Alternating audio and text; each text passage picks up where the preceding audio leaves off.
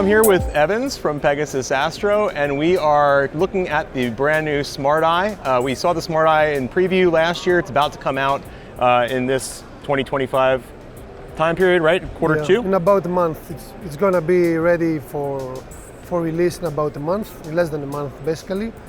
It's a very innovative product. We are very excited about this device. We have worked for more than 2 years to make it happen, make it real.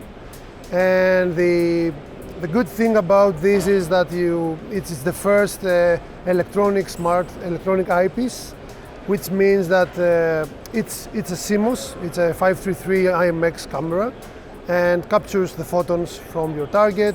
You can adapt it to any telescope. And what it does, it has a computer, so the computer aligns, it stacks, it boosts the color, it beautifies the image, it rejects also any bad image that maybe happened due to vibration because you touched the telescope, because there was wind or anything that bad happened. And then it projects the image in a very nice, nearly 4K display with a 90 degrees of view, a very big field of view, and it gives you a real impression that you are looking through a real eyepiece. Yep. But the good thing is that this image is not static. It gets better and better over time, and this is the magic. If there is a star party or a public outreach, people are gathered around the telescope and they look inside. Sometimes new people are very disappointed. They see a smudge they have in their mind, images they have seen in papers from NASA or from the web that are very bright. They have very great detail. They are colorful, and they get disappointed because they don't see what they're black expecting. And white. Yeah, exactly. With this telescope, they see what they have exactly in their mind, and it gets better and better over the time. So they want to see again and again after some minutes to see how the image has been evolved, has been progressed. Right. So this is the good thing about the eyepiece. So one of the things I really like is that you can have a telescope that you already have in your possession, and you can just enhance the capabilities with smart technology with just plopping the eyepiece in. But if you feel like you want to observe, I see it as part of your eyepiece collection, right? It's in your eyepiece box, you get it out, you put it in the telescope, maybe a few minutes later you want to view with your eyes, you can find another target, look at it, optically, and then start the stacking, a live stack again with a Smart Eye. This is the magic, that you can put it in every telescope, from a very small refractor, 60 millimeter, up to a very big reflector or refractor. You can have it along with you as a travel, as a grab-and-go setup. Right. And the thing is that you can see things that you would never be able to see with this kind of telescope, this small telescope. You will never be able to see color even with a 2-meter telescope, right? Exactly. And with this telescope and a very small refractor, in your car or in a small baggage, you can go and see things that you will never be able to see. And as you get more telescopes, each of them can be used. So if you have more than one scope, for different targets, for different targets, planetary, for large. How about nebulas. this for planetary? I mean, it's a square sensor. It's relatively small, so it has a decent refresh rate. I would assume planetary is possible. Yeah, the quantum efficiency of the camera is very high also. So if you place it on a refractor, on a bigger refractor, you can see very faint planetary nebulas. Okay. And even with live view, you can see the core and things that you will need reverted vision with other telescopes. Right. So this is the magic here. And I know I've been looking around on the web, and people have questions about you can still use this like a traditional astrophotography camera, correct? It has a dual purpose, yes. Either you put it in a diagonal and you use it as an eyepiece, or you just plug it in your telescope with an M45, 47. I'm sorry, 57. Sorry. Yeah. And it's like a traditional camera. It is discoverable at NEAF or other imaging software.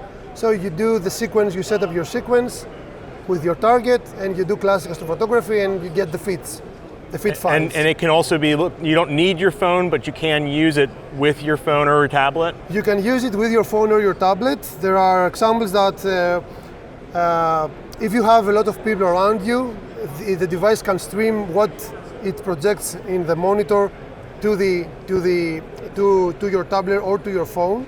Right. Also, it is fully compatible with SkySafari, so you can connect your camera with SkySafari and the Smart Eye with SkySafari, and the Smart Eye can plate solve the image and sync your mount to where you're looking at. So it's very important, especially for observers. So you can run your whole go-tos and all of that. Because you don't have to do 3-star alignment, you don't have to confirm that you are in this target, go to a nearest star, lose time, confirm the star, go back, check that the target exists.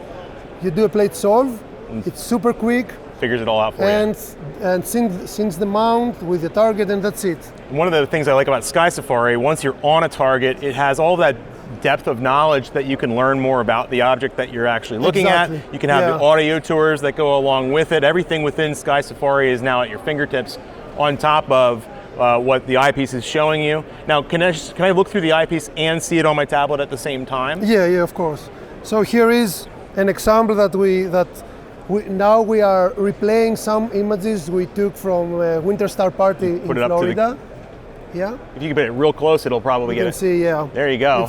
It's Whirlpool. So from the Winter Star Party? Yeah, and these are actual raw data we collected from Winter Star Party in Keys at Florida, and we replay them now. So this is exactly what you see through the Eyepiece. Right.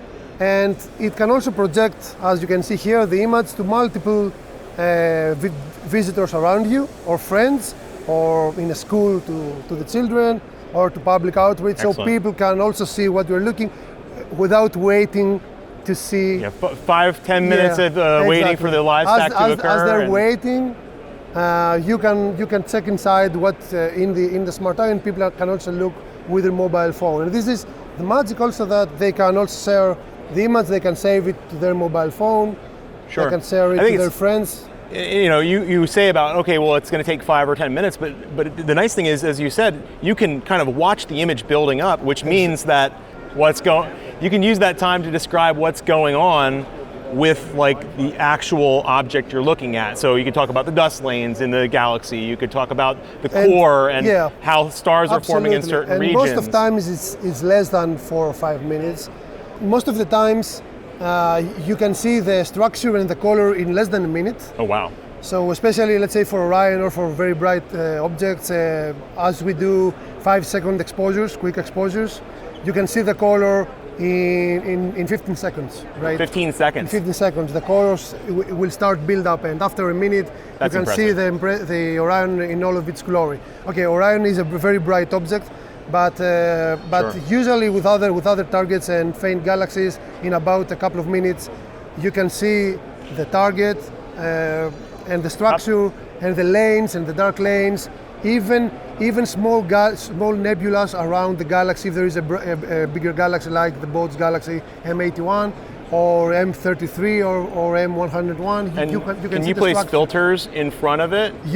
This is also very important if you live in a light polluted place, right?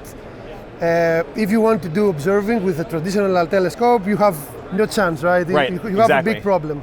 Now this is possible because you can place a classic 2-inch filter, an L Extreme filter, an iDust Pro, whatever filter you like, and it can help you with the light pollution. Also, you can use other kind of filters like narrowband filters, hydrogen A. Something filters. You could never see with your eyes normally. Yeah. So this is also very helpful to see the hydrogen structure, and you can build up very quickly. The learning that provides is just exactly.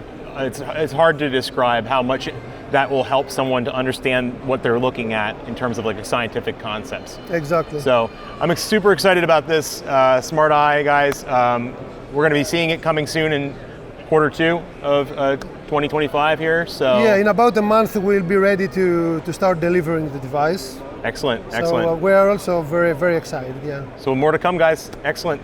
Thank you so much, Evans. Appreciate it. If you're still watching and like videos like this one, please consider becoming a Patreon patron. Memberships start as low as $3 per month, with benefits including opportunities to ask questions of our guests. Also, please consider to like, subscribe, and share this video to help us bring the universe even closer than you think.